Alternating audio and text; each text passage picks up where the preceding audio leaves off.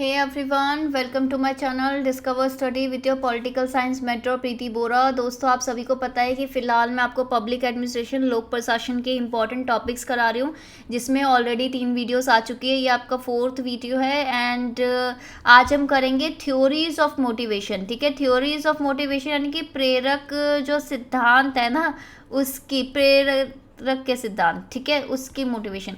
सो motivation आपको पता है काफ़ी सारी थ्योरीज है और आप बहुत ज़्यादा कंफ्यूज होते हो, तो ये मैंने सोचा कि आपको एक डेडिकेटेड लेक्चर मिलना चाहिए।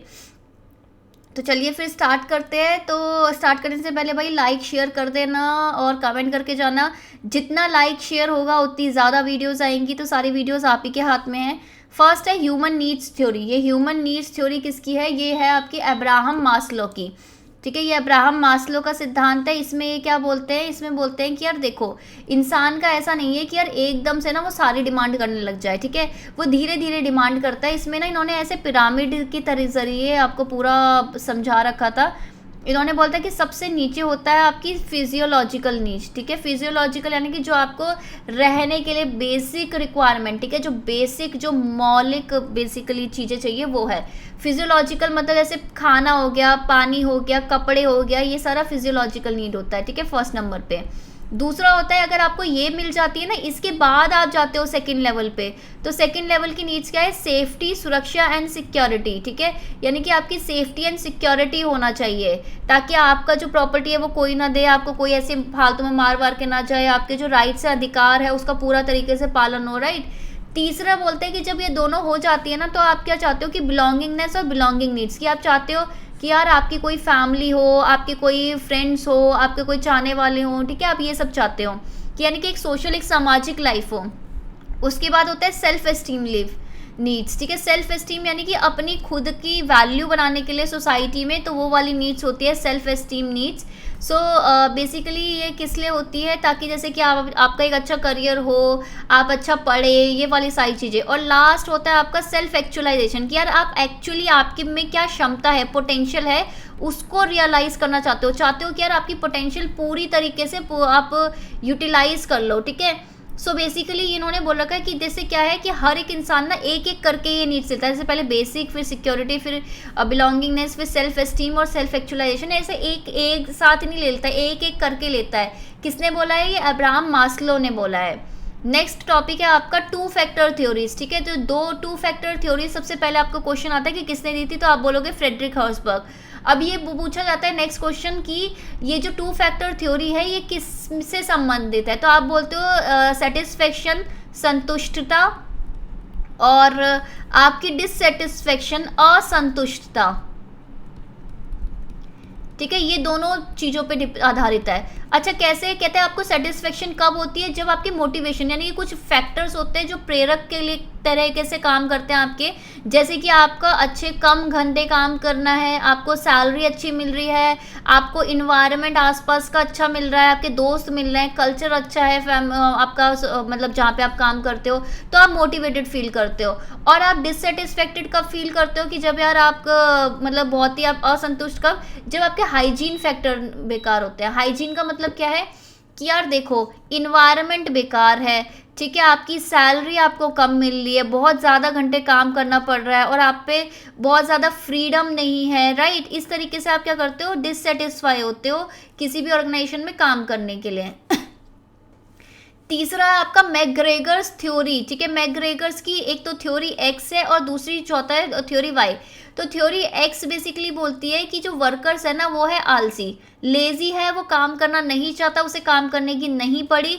इसलिए जो मैनेजर्स है, जो प्रबंधक है, उसकी मेन ड्यूटी होती है कि इनको काम करवाए। अब वो कैसे करेंगे? ये बोलते हैं कि हायरार्की सिस्टम होना चाहिए, यानी कि पदानुक्रम वाला सिस्टम होना चाहिए, जिसमें हर एक मैनेजर्स वगैरह के सबके रोल्स एंड रिस्पॉन्सिबिलिटी डिफाइंड हो। स्पैन ऑफ कंट्रोल है ना, कि यार एक मैनेजर के अंदर कितने लोग काम कर रहे हो, वो छोटा हो, ताकि उन पर स्ट्रिक्टली नज़र रखी जा सके। इस तरीके से आपकी थ्योरी एक्स मानती है। दूसरी तरफ इसका पूरा अपोजिट मानती है थ्योरी वाई। थ्योरी वाई मानती है कि जो वर्कर्स है ना वो एम्बिशियस है, ठीक है, उसकी खुद की कुछ एम्बिशंस है और वो सेल्फ मोटिवेटेड है, ठीक है, खुद से ही प्रेरित है। तो वो ना ऐसा लेजी नहीं है, वो काम करना चाहता है। क्यों? क्योंकि उससे उसका खुद का विकास भी होगा, वो खुद सीखेगा और उसमें सेल्फ कंट्रोल है, ठीक है, नियंत्रण है। इसलिए मैनेजर को उससे ज़बरदस्ती काम करने की ज़रूरत नहीं है, बल्कि एक टीम वर्क बेटर रहेगा, इसमें ये बोला जाता है थ्योरी वाई में।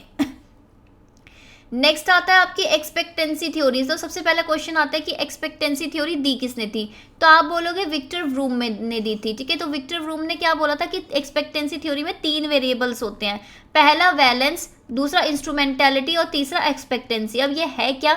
वैलेंस का मतलब होता है कि आप कितना ज़्यादा चाहते हो कि एक पर्टिकुलर आउटकम आए। जैसे कि मैं चाहती हूँ कि यार मेरे ना हमेशा वॉइस की प्रॉब्लम हो रही है सारे वीडियोस में, तो यार वॉइस की प्रॉब्लम ना आए, ठीक है।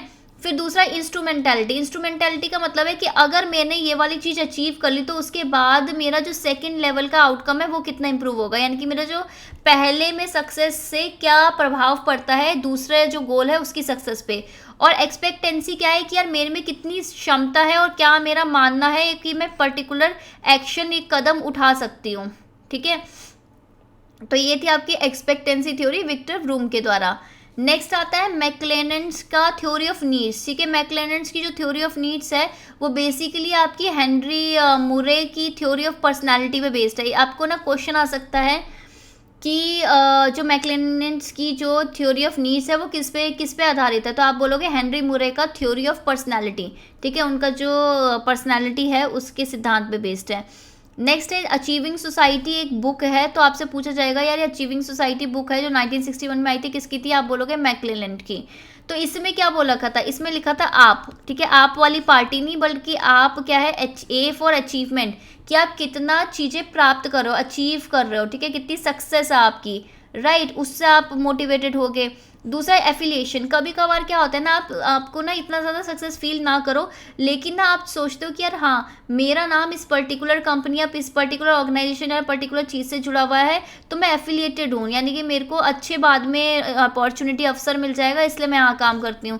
तीसरा है पावर। क्या पता आपका स्टेटस या आपकी या फिर आपके जो अधिकार है, जो आपका अथॉरिटी है, वो इतना सही लेवल पे हो कि आप वैसे ही मोटिवेटेड, यानी कि अब प्रेरक फील करो, ठीक है, आपको वैसी मोटिवेशन मिले, राइट।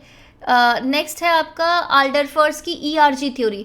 सो सबसे पहले आपसे पूछा जाता है कि ईआरजी का मतलब क्या है। पहली बात तो ये 1969 में आई थी। ईआरजी का मतलब होता है एग्जिस्टेंस, ठीक है, आर से कि क्या चीज़ आप एग्जिस्ट कर रही है, ठीक है। ईआरजी का मतलब फिजिकल वेलबींग, यानी कि ये बेसिकली आल्डरफर की जो ईआरजी थ्योरी है ना, ये किस पे आधारित है? मास्लो का जो 5 ह्यूमन नीड्स है ना, उसी पे। तो मास्लो की जो फर्स्ट और सेकंड वाली नीड्स होती थी ना, फिजिकल वेलबींग होना चाहिए कि खाना पीना बेसिक नीड मिल जाए, और सेफ्टी सिक्योरिटी, वो आपको जीने के लिए, एग्जिस्ट करने के लिए इंपॉर्टेंट है, इसलिए वो एग्जिस्टेंस। आर का मतलब रिलेटेडनेस। रिलेटेडनेस यानी कि दूसरों के साथ संबंध अच्छे होने चाहिए, यानी कि उसका जो थर्ड लेवल नहीं, ताकि लोगों के साथ फैमिली हो, बिलोंगिंग हो। और तीसरा है ग्रोथ। ग्रोथ का मतलब क्या है? डेवलपमेंट। डेवलपमेंट के लिए क्या चाहिए होगा? आप बोलोगे डेवलपमेंट ऑफ कंपीटेंस, ठीक है, कंपीटेंस और रियलाइजेशन ऑफ पोटेंशियल, कि आप कंपीट करने लायक हो और आपकी पोटेंशियल जो पूरी क्षमता है वो उसे यूज़ करो। कैसे? कि सेल्फ एस्टीम हो, सेल्फ एक्चुअलाइजेशन हो, उसके ज़रिए से, राइट। नेक्स्ट है गोल सेटिंग थ्योरी। अभी बोलते हैं कि गोल सेटिंग थ्योरी का मतलब क्या है कि आप गोल सेट करते हो, उस हिसाब से आप मोटिवेटेड होते हो कि यार हाँ मुझे ये गोल तो अचीव करके ही छोड़ना है। अब लेकिन गोल जब भी आप सेट करते हो तो ध्यान रखना कि पहले कि गोल क्या होना चाहिए? प्रॉक्सिमिटी, यानी कि गोल की निकटता, यानी कि बहुत ज़्यादा ओवर हाई गोल मत सेट करा करो स्टार्टिंग में, आप छोटे छोटे गोल सेट करा करो। दूसरा गोल की डिफ़िकल्टी, ठीक है, डिफ़िकल्टी यानी कि कठिनता, ठीक है, कठिनता यानी कि मतलब क्या, ऐसा गोल मत सेट करो जिसे प्राप्त करना बहुत ही मुश्किल हो, क्योंकि फिर आप मोटिवेटेड नहीं, एक तरीके से ओवर बर्डन फील करोगे। और स्पेसिफिसिटी मतलब एग्जैक्टली आपको क्या चाहिए, ठीक है, एग्जैक्टली आपका क्या मतलब उद्देश्य है वो पता होना चाहिए। तो ये बोलते हैं PDS, ठीक है, यानी कि प्रॉक्सिमिटी, डिफ़िकल्टी और स्पेसिफिसिटी होनी चाहिए।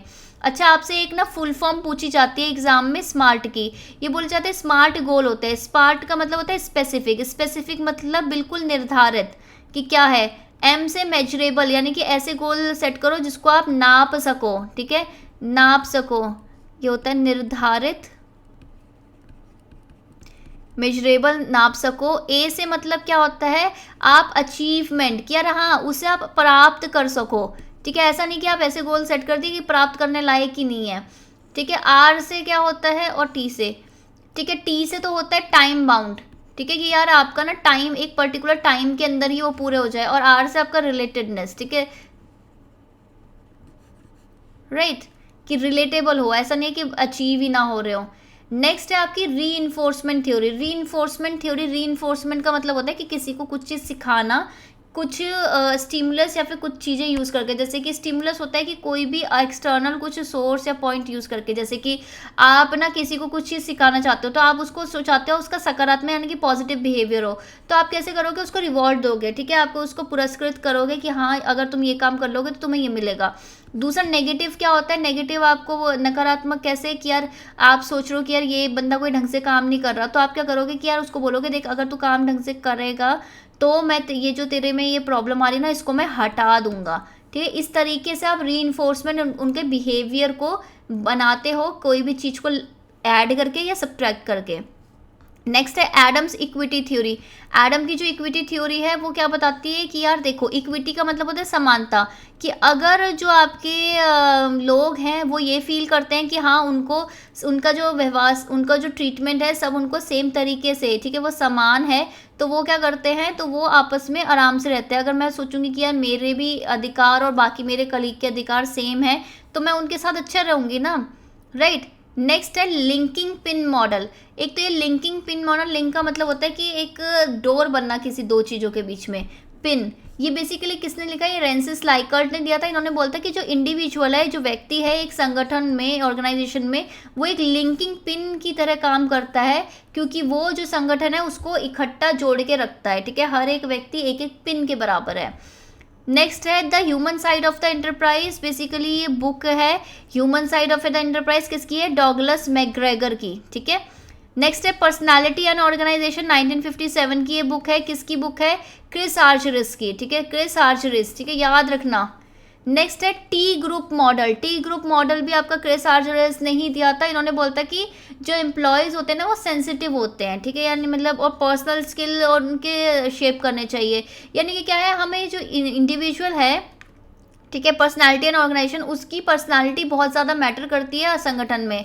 तो ये जो मतलब सेंसिटिव है का मतलब क्या है, वो फ्री हैं और कंसेंसस बेस्ड डिसीजन मेकिंग में बिलीव करते हैं कि यार हमें भी पूरी छूट मिले, हमें भी सहमति के साथ, हमारी सहमति के साथ भी डिसीजन लिया जाए, क्योंकि उनसे क्या होता है, उसको सेल्फ एक्सेप्टेंस, कि यार हाँ हमें भी लोग एक्सेप्ट करते हैं, वो वाली फीलिंग आती है। कन्फर्मेशन वाली फीलिंग आती है कि हाँ लोग कन्फर्म करते हैं, और एसेंशियलिटी, ठीक है, कि यार ये ज़रूरी है, ये वाली फीलिंग आती है, राइट।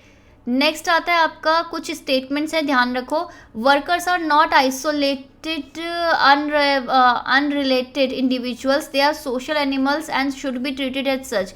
कि वर्कर्स ना एक अलग से अलग रहने वाले प्राणी नहीं है, वो क्या है, एक सामाजिक जानवर है, उनको उसी तरीके से ट्रीट करना चाहिए। ये किसने बोला था, F.J. रॉथलिसबर्गर ने, ठीक है, F.J. रॉथलिसबर्गर ने ये स्टेटमेंट बोला था। माइकल मैश बेसिकली रिलेटेड है, जिन्होंने बोला है कि जो हर्सबर्ग की थ्योरी है, टू फैक्टर और मास्लो की थ्योरी है ना, वो गलत थ्योरी है। किसने बोला है, माइकल मैश ने।